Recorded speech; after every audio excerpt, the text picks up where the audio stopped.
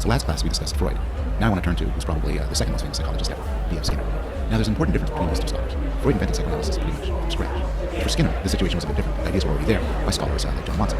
Skinner came late into the field, but what he did was he packaged these ideas, he expanded upon them, and he presented them as an articulated theory, a theory of behaviorism, about the scientific community and the popular community.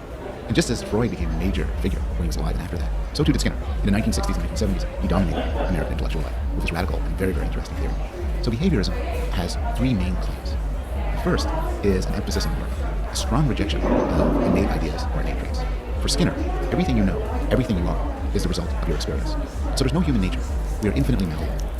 Prior to Skinner, this idea was nicely summed up by John Watson, who said, "Give me a dozen healthy infants, well-formed, in my own specified world to bring them up in, and I'll guarantee to take anyone at random and train them to become any kind of specialist I might select. Doctor, lawyer, artist, merchant, chief, and yes, even better than regardless of his talents, pensions, tendencies, abilities, vocations, and race of his ancestors." Now you can see the appeal of this view. In some way, in a very traditional sense, it's a very liberal view, because it says that you could be anything. And particularly, as Watson was explicit to point out, your race, and you may say now your gender, doesn't matter. It's just your environment. Any one of us has infinite possibilities. The second theme of behaviorism is what you could call anti-mentalism. So behaviorists were very insistent on doing science. To a large extent, you can see behaviorism as a backlash against the excesses of Freud. So Freud posited all sorts of crazy invisible things, defense mechanisms, and the id, the superego, and the Oedipus complex, incredibly complex things that are internal to the head, and only revealed in exceedingly direct ways. And the behaviorists said, we want to do real science. To do real science, we have to get away from some unscientific things like Freud talked about, even unscientific things like for the behaviors, desires, wishes, goals, beliefs, and emotions, and stick to things we can observe, like stimulus, responses, features of the environment, and so on. Only then can we become a true science.